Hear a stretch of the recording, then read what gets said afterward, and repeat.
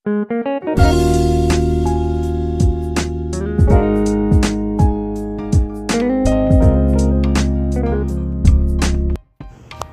Friends, ഇത്രയും colourful ആയിട്ടുള്ള trendy ആയിട്ടുള്ള മൂങ്ങനെ എങ്ങനെ നമുക്ക് ബോട്ടിലിൽ ചെയ്യാമെന്നാണ് നമ്മൾ ഇന്നത്തെ വീഡിയോയിൽ കാണാൻ പോകുന്നത്. അപ്പോൾ നിങ്ങൾക്ക് ഇഷ്ടമായെങ്കിൽ, ഈ വീഡിയോ കണ്ടിട്ട് ഇഷ്ടമായെങ്കിൽ നിങ്ങൾ പോയിട്ട് സബ്സ്ക്രൈബ് ചെയ്യുക ചാനൽ. അതുകൊണ്ട് കണ്ടു കഴിഞ്ഞിട്ട് സബ്സ്ക്രൈബ് ചെയ്താൽ മതി. ഈ ബോട്ടിലാണ് നമ്മൾ ഇന്ന് ബോട്ടിലായിട്ട് ചെയ്യാൻ പോകുന്നത്. ബോട്ടിൽ നല്ല ക്ലീൻ ചെയ്ത് ഡ്രൈ ആക്കി എടുക്കുക. എണ്ണമയോ അങ്ങനെ ഒന്നും ബോട്ടിലിൻ്റെ സർഫേസിൽ പാടില്ല. ഇന്ന് കുറച്ച് ഡീറ്റെയിൽഡ് വീഡിയോ ആണ് കേട്ടോ. സാധാരണ ബേസ് കോട്ട് അടിക്കുന്നതൊക്കെ ഞാൻ സ്കിപ്പ് ചെയ്യാറാണ്, പക്ഷേ കുറേ പേര് ഡൗട്ട് ചോദിച്ചു, അതുകൊണ്ടാണ് പറയുന്നത്. ഞാൻ യൂസ് ചെയ്യുന്ന പെയിൻറ്റ് അക്രിലിക് പെയിൻ്റാണ്. അപ്പോൾ അക്രിലിക് പെയിൻറ്റ് ഫെവിക്രിലൊക്കെ നാട്ടിൽ വാങ്ങാൻ കിട്ടും. ക്യാമലിൻ എന്ന് പറഞ്ഞിട്ടൊരു ബ്രാൻഡുണ്ട്. അങ്ങനെ ഒരുപാട് ബ്രാൻഡുകളുണ്ട്. അപ്പോൾ ഇവിടെ കിട്ടുന്ന ഒരെണ്ണമാണ് ഞാൻ വാങ്ങിയേക്കുന്നത്. സ്റ്റിക്കി സ്പോഞ്ചോ അല്ലെങ്കിൽ ഇങ്ങനത്തെ ഡിഷ് വാഷിംഗ് സ്പോഞ്ചോ, ഏത് സ്പോഞ്ച് വെച്ചിട്ട് വേണമെങ്കിലും നിങ്ങൾക്ക് ബേസ് കോട്ട് കൊടുക്കാം. ബ്രഷ് യൂസ് ചെയ്യാം, സ്പ്രേ പെയിൻറ്റും യൂസ് ചെയ്യാം. അപ്പോൾ ഞാനിവിടെ ഈ സ്റ്റിക്കുള്ള സ്പോഞ്ച് വെച്ച് കൊടുക്കുകയാണ്. പിടിക്കാനുള്ള ഒരു എളുപ്പത്തിന് വേണ്ടിയിട്ടാണ് കേട്ടോ, അല്ലാതെ ആ സ്പോഞ്ച് ഭയങ്കര ക്വാളിറ്റി കൂടിയിട്ടൊന്നുമല്ല. നമ്മൾ കുറച്ച് പെയിൻറ്റ് സ്പോഞ്ചിലാക്കിയിട്ട് ബോട്ടിലിൻ്റെ താഴെ നിന്ന് മേലേക്ക് ഇങ്ങനെ അടിച്ചു കൊടുക്കുകയാണ് കേട്ടോ. അപ്പോൾ നമുക്ക് കുറച്ച് ബബിൾസ് പോലെയൊക്കെ കാണാനുണ്ട്. ഡ്രൈ സ്പോഞ്ച് വേണം യൂസ് ചെയ്യാൻ, നനച്ചിട്ട് യൂസ് ചെയ്യരുത്. പെയിൻറ്റ് പൊളിഞ്ഞിളകി വരും. ഡ്രൈ ആയിട്ടുള്ള സ്പോഞ്ച് യൂസ് ചെയ്യുക. പിന്നെ പെയിൻറ്റ് കൂടുതലുള്ള ഭാഗത്തു നിന്ന് ബാക്കി സൈഡിലേക്ക് നമ്മൾ ഇങ്ങനെ ഡാബ് ചെയ്ത് കൊടുക്കുക. അപ്പോൾ ആ ബബിൾസൊക്കെ കുറഞ്ഞ് വരും. എല്ലായിടത്തും പെയിൻറ്റ് ഒരേപോലെ ആവാനായിട്ട് തുടങ്ങും. നമ്മൾ കൂടുതൽ പെയിൻ്റ് എടുത്തിട്ട് അടിച്ചു കഴിഞ്ഞാൽ കൂടുതൽ ബബിൾസ് ഉണ്ടാവാനേ സാധ്യതയുള്ളൂ. അതുകൊണ്ട് എടുത്ത പെയിൻറ്റ് കംപ്ലീറ്റ് സ്പോഞ്ചിൽ നിന്ന് നമ്മൾ കുപ്പിയിലേക്ക് ഇങ്ങനെ ഡാബ് ചെയ്ത് കൊടുക്കണം. അപ്പോൾ കംപ്ലീറ്റ് പോയി പെയിൻറ്റ് ഏകദേശമൊക്കെ തീർന്നു എന്ന് നിങ്ങൾക്ക് തോന്നുകയാണെങ്കിൽ മാത്രം നമ്മൾ രണ്ടാമത് പെയിൻറ്റ് എടുത്തിട്ട് ചെയ്യാം. ഇപ്പോൾ ഈ ഒരു സൈഡ് ഏകദേശം വൃത്തിയായിട്ട് ചെയ്തിട്ടുണ്ട്. ഇനി അതുപോലെ ഓപ്പോസിറ്റ് സൈഡും കൂടെ ചെയ്തെടുക്കുക. അപ്പോൾ നമുക്ക് കുറച്ച് സമയം എടുക്കും കേട്ടോ. അത് പെട്ടെന്ന് അങ്ങോട്ട് ചെയ്ത് തീർക്കാൻ പറ്റില്ല, പക്ഷേ ടൈം എടുത്ത് ചെയ്താലും അത് നീറ്റായിട്ട് നമുക്ക് ചെയ്യാൻ പറ്റും. നമ്മൾ തിരക്ക് പിടിച്ച് ചെയ്യുന്നതിനേക്കാളും കുറച്ച് സമയം എടുത്ത് ചെയ്യുന്നതാണ് നല്ലത്. പിന്നെ ഫസ്റ്റ് ലെയർ അടിച്ചതിന് ശേഷം കംപ്ലീറ്റ് ഡ്രൈ ആയതിന് ശേഷം മാത്രം നമ്മൾ അടുത്ത ലെയർ അടിച്ചു കൊടുക്കുക. അല്ലെങ്കിൽ ആദ്യം അടിച്ച പെയിൻറ്റ് നമ്മുടെ സ്പോഞ്ചിൽ സ്റ്റിക്ക് ചെയ്യും. പിന്നെ ഫസ്റ്റ് ലെയർ അടിച്ചതിന് ശേഷം നമ്മുടെ സ്പോഞ്ച് നന്നായി കഴുകി വെക്കുക. അത് ഡ്രൈ ആയതിന് ശേഷം മാത്രം അടുത്ത ലെയർ കൊടുക്കുക. നനവൊട്ടും പാടില്ല. ഇപ്പം ഞാൻ ഏകദേശം 2 കോട്ട് അടിച്ചിട്ടുള്ള ഒരു ബോട്ടിലാണിത്. അതിൻ്റെ നെക്കിൻ്റെ അവിടെ മാത്രം ഞാൻ പെയിൻറ്റ് വൃത്തിക്ക് കൊടുത്തിട്ടില്ല. കാരണം എന്താണെന്ന് വെച്ചാൽ അവിടെ ഞാൻ ത്രെഡ് ചുറ്റും, അതുകൊണ്ടാണ് അവിടെ കൊടുക്കാത്തത്. ഇനി നമുക്ക് വരയ്ക്കാൻ തുടങ്ങാം. എങ്ങനെയാണ് വരയ്ക്കുന്നതെന്ന് നോക്കാം കേട്ടോ. ആദ്യം നമ്മൾ പെൻസിൽ വെച്ചിട്ട് ഒരു ഫിഗർ വരയ്ക്കണം. എന്തെങ്കിലും മിസ്റ്റേക്ക് പറ്റിയിട്ടുണ്ടെങ്കിൽ നമുക്കത് മാറ്റി വരയ്ക്കാമല്ലോ, അതുകൊണ്ടാണ് കേട്ടോ. അപ്പോൾ നിങ്ങളും ആദ്യം പെൻസിൽ വെച്ച് തന്നെ വരയ്ക്കുക. ആദ്യം നമ്മൾ മൂങ്ങയുടെ കൊക്കാണ് വരയ്ക്കുന്നത്. അതൊരു ഡയമണ്ട് ഷേപ്പ് വരയ്ക്കുക. ഡയമണ്ടിൻ്റെ താഴ്ഭാഗം കുറച്ച് നീട്ടി വരയ്ക്കുക. പിന്നെ 2 സൈഡിലായിട്ടും, ഡയമണ്ടിൻ്റെ ഓപ്പോസിറ്റ് 2 സൈഡിലായിട്ടും ഒരു വലിയ വട്ടം വരയ്ക്കുക. അത് ഞാനൊരു ബോട്ടിൽ ക്യാപ്പ് യൂസ് ചെയ്തിട്ടാണ് വരച്ചത്. ആ വട്ടത്തിൻ്റെ ഉള്ളിൽ വീണ്ടും ചെറിയ വട്ടങ്ങൾ വരയ്ക്കുന്നുണ്ട്. അതും നിങ്ങൾക്ക് ഇതുപോലെ വട്ടത്തിലുള്ള ഷേപ്പുള്ള എന്ത് സാധനം വെച്ചിട്ട് വേണമെങ്കിലും വരയ്ക്കാം, അല്ലെങ്കിൽ കൈകൊണ്ട് വരയ്ക്കാം. അപ്പോൾ ഞാനങ്ങനെ വട്ടം വരച്ചു കൊടുത്തിട്ടുണ്ട്. അപ്പോൾ ഏറ്റവും ഉള്ളിൽ നമ്മൾ കൃഷ്ണമണി പോലെ വരച്ചു കൊടുത്തിട്ടുണ്ട്. പിന്നെ ചുറ്റും ഈ കണ്ണിൻ്റെ കൃഷ്ണമണീൻ്റെ ചുറ്റും ഇങ്ങനെ ലൈൻ പോലെ കാണുമല്ലോ, അപ്പോൾ അതുപോലെയും ചുറ്റും വരച്ചു കൊടുക്കുന്നുണ്ട്. നമ്മൾ ഈ സർക്കിളിൻ്റെ സൈഡിൽ നിന്ന് ഇങ്ങനൊരു വര വരയ്ക്കുക. എന്നിട്ട് ആ മൂങ്ങയുടെ കൊക്കിൻ്റെ അവിടെ നിന്ന് ഉള്ളിൽ നിന്ന് ഒരു ലെയറും കൂടെ കണ്ണിൻ്റെ മുകളിൽ നമ്മൾ ഈ ഐലൈനറൊക്കെ എഴുതുന്ന പോലെ ഒരു ലൈന് നമ്മൾ വരയ്ക്കാൻ പോവുകയാണ്. എന്നിട്ട് നമ്മൾ നേരത്തെ വരച്ച വരയോട് ജോയിൻ ചെയ്യും. നമ്മൾ തലയുടെ മുകൾ വശമാണ് വരയ്ക്കുന്നത്. അതിങ്ങനെ ടോപ്പിൽ വളച്ച് വരച്ചിട്ട് നമ്മൾ നേരത്തെ ഒരു ലൈന് സർക്കിളിൽ നിന്ന് കൊടുത്തില്ലേ, അതൊന്ന് ഇലോങ്ങേറ്റ് ചെയ്യുക. എന്നിട്ട് അതിലേക്ക് ജോയിൻ ചെയ്യുക. ആ ജോയിൻ ചെയ്യുന്ന അവിടെ ഒന്ന് വളച്ച് വരയ്ക്കണം കേട്ടോ, അപ്പോഴാണ് ആ ഒരു കറക്റ്റ് ഷേപ്പ് കിട്ടുള്ളൂ. ഇനി കണ്ണിൻ്റെ സൈഡിൽ നിന്ന് താഴോട്ട് ഒരു വര വരയ്ക്കുക. എന്നിട്ടതൊരു ഓവൽ ഷേപ്പിൽ, അത് ഓവൽ ഷേപ്പിൻ്റെ ഒരു പകുതി ഭാഗം അല്ലെങ്കിൽ 1/4 ഭാഗം, അങ്ങനത്തെ ഒരു ഷേപ്പിൽ വേണം നമ്മളത് ഫിനിഷ് ചെയ്യാനായിട്ട്. അത് ഈ മൂങ്ങയുടെ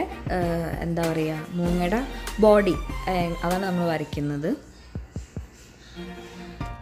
അപ്പോൾ നിങ്ങൾക്കിത് ആദ്യമായിട്ട് വരച്ച് നോക്കുമ്പോൾ ചിലപ്പോൾ കുറച്ച് ബുദ്ധിമുട്ടൊക്കെ തോന്നും. അപ്പോൾ പെൻസിൽ വെച്ച് പേപ്പറിൽ ആദ്യം വരച്ച് നോക്കുക.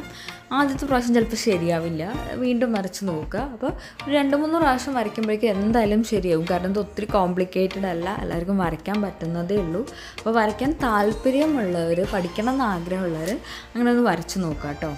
അല്ലെങ്കിൽ നമുക്ക് ഇങ്ങനത്തെ പിക്ചേഴ്സ് ഡയറക്റ്റായിട്ട് ഓൺലൈനിൽ കിട്ടും, ഗൂഗിളിൽ കിട്ടും. നമ്മളത് എന്ത് ചെയ്യുക, കോപ്പി ചെയ്യുക, ട്രേസ് എടുക്കുക. കാർബൺ പേപ്പർ വെച്ച് ബോട്ടിലേക്ക് ട്രേസ് എടുത്തിട്ട് നിങ്ങൾക്ക് വരയ്ക്കാം, പെയിൻറ്റ് ചെയ്യാം. അപ്പോൾ എങ്ങനെയാണ് വരയ്ക്കാനായിട്ട് താല്പര്യമുള്ളവർക്ക് എങ്ങനെ ഇതൊന്ന് വരച്ചെടുക്കാം എന്നുള്ളതാണ് നമ്മൾ ഇന്നത്തെ ഇതിൽ ശരിക്കും പറയുന്നത്. അപ്പോൾ നമ്മൾ ആ ബോഡീൻ്റെ ഉള്ളിൽ ഫെദേഴ്സ് ഇനി വേണം. ഫെദേഴ്സിന് മുന്നേ സൈഡിൽ 2 ചിറക് വരയ്ക്കാൻ പോവുകയാണ്. ഇനി നമ്മൾ 2 സൈഡിലും ചിറക് വരയ്ക്കാൻ പോവാം കേട്ടോ. ഇത് ഈ പോയിൻ്റിൽ നിന്ന് തുടങ്ങി, അതായത് നമ്മൾ ഐലൈനർ പോലെ എഴുതി കൊടുത്തില്ലേ, ആ പോയിൻ്റിൽ നിന്ന് തുടങ്ങി നമ്മുടെ ബോഡിയോട് ജോയിൻ ചെയ്യാണ് 2 സൈഡിലേക്കും. ഞാൻ വരച്ചു വന്നപ്പോൾ ചെറിയൊരു സൈസ് ഡിഫറൻസ് ഉണ്ട് കേട്ടോ 2 വശത്തും. പിന്നെ അത് അത്ര പെർഫെക്ഷനൊക്കെ മതി. ഇനി കാല് വരച്ചു കൊടുക്കുകയാണ്. ഇങ്ങനെയൊക്കെയുള്ള ഷേപ്പ് എല്ലാവർക്കും വരയ്ക്കാൻ പറ്റൂല. ഇനി നമുക്കിതിൻ്റെ ഫെദേഴ്സ് വരയ്ക്കാം ബോഡിയിൽ. ഇനി നമുക്ക് ബോഡി ഏരിയയിലുള്ള ഫെദേഴ്സ് വരച്ചു കൊടുക്കാം. ആ ഫെദേഴ്സ് വരയ്ക്കാൻ എളുപ്പമാണ്. നിങ്ങൾക്ക് ഇതൊരു നമ്മൾ ഈ മല വരയ്ക്കുന്ന പോലെയോ എങ്ങനെ വേണമെങ്കിലും നിങ്ങൾക്ക് എടുക്കാം. അല്ലെങ്കിൽ ഒരു ഫ്ലവറിൻ്റെ പെറ്റൽ വരയ്ക്കുന്ന പോലെയോ. ചെറിയൊരു കേവ് 2 സൈഡിലും. മല വരയ്ക്കുമ്പോൾ നമ്മൾ സ്ട്രെയിറ്റ് ആയിട്ട് 2 ലൈൻ ഇങ്ങനെ വരയ്ക്കും. പക്ഷേ 2 ഭാഗത്തും ചെറിയൊരു കേവ് കൊടുക്കുകയാണെങ്കിൽ കുറച്ചും കൂടി ഒരു പെറ്റലിൻ്റെ ഷേപ്പ് അല്ലെങ്കിൽ ഒരു ലീഫ് ഷേപ്പിൽ വരയ്ക്കുകയാണെങ്കിൽ കുഴപ്പമില്ല. കണ്ടപ്പോൾ നിങ്ങൾക്ക് മനസ്സിലാവുന്നുണ്ടല്ലോ.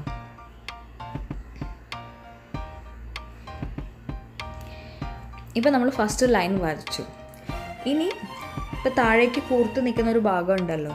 അപ്പോൾ 2 ഷാർപ്പായിട്ട് നിൽക്കുന്നിടത്തു നിന്നും കൂടിയിട്ട് അടുത്ത ഫെദർ വരയ്ക്കുക. കണ്ടോ?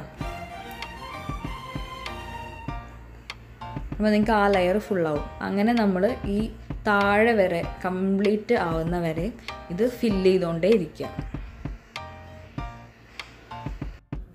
ആ പരിപാടിയും കഴിഞ്ഞിട്ടുണ്ട്. ഇനി നമുക്ക് പെയിൻറ്റ് ചെയ്യാം കേട്ടോ.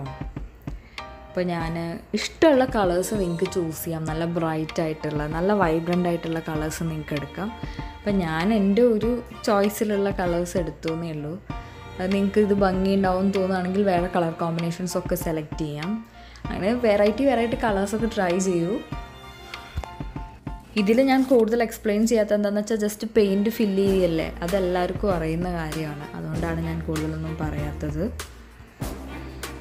ഇനി ഇങ്ങനത്തെ വീഡിയോസ് വേണ്ടെങ്കിൽ അത് പറയൂ കേട്ടോ. അതായത് നിങ്ങൾക്ക് ഷോർട്ട് കട്ട്സ് ആണ് ഇഷ്ടം, ട്രേസ് ചെയ്യുന്ന ടൈപ്പാണ് ഇഷ്ടമെങ്കിൽ അങ്ങനെയും പറയൂ, കുഴപ്പമില്ല. നമുക്ക് അങ്ങനത്തെ വീഡിയോസ് നോക്കാം.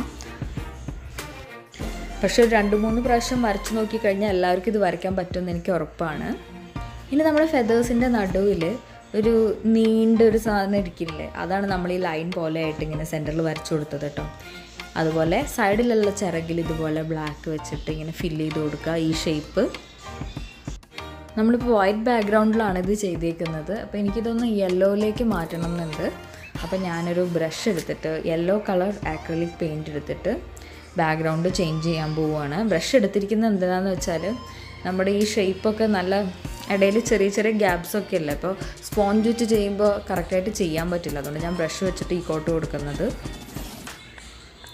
പക്ഷേ സുഖമായിട്ട് കൊടുക്കാൻ പറ്റിയിട്ടോ. നമുക്ക് സ്പോഞ്ചിൻ്റെ ഒരു ടെക്സ്ചറും ഉണ്ടാവും, എന്നാൽ കുറച്ച് സ്മൂത്തായിട്ടും ഇരിക്കും. നല്ല നീറ്റായിട്ട് അത് ചെയ്യാൻ പറ്റി. ഈ ബോട്ടിൽ നെക്കിൻ്റെ അവിടെ ഒരു വുള്ളൻ ത്രെഡും ഞാനൊരു ഫെദറും തൂക്കിയിടുന്നുണ്ട്. അതൊരു എന്താ പറയുക, ഒരു ഔളിൻ്റെ ഡിസൈൻ ആയതുകൊണ്ടാണ് കേട്ടോ ഫെദർ ഒരു ഡെക്കറേറ്റീവ് എലമെൻ്റ് ആയിട്ട് ആഡ് ചെയ്യാൻ തോന്നിയത്. അതും കൂടെ കഴിഞ്ഞാൽ ഈ ബോട്ടിലിൻ്റെ ഫുൾ പരിപാടിയും കഴിഞ്ഞു. ഇനി നമുക്കിത് വാർണിഷ് അടിക്കാം. ഫുൾ ഡ്രൈ ആയി കഴിഞ്ഞതിന് ശേഷം വേണം കേട്ടോ വാർണിഷ് അടിക്കാൻ. അപ്പോൾ നിങ്ങൾക്ക് എല്ലാവർക്കും ഈ വീഡിയോ ഇഷ്ടപ്പെട്ടു എന്ന് വിചാരിക്കണം. ഇഷ്ടപ്പെട്ടാലും ഇല്ലെങ്കിലും എന്തൊക്കെ സജഷൻസ് ഉണ്ടെങ്കിലും നിങ്ങൾ കമൻറ്റ് ചെയ്യുക. നമ്മൾ ഇമ്പ്രൂവ് ചെയ്യാനായിട്ട് ട്രൈ ചെയ്യാം. ഓക്കെ, അപ്പോൾ എല്ലാവരും stay happy. Bye. Thanks for watching.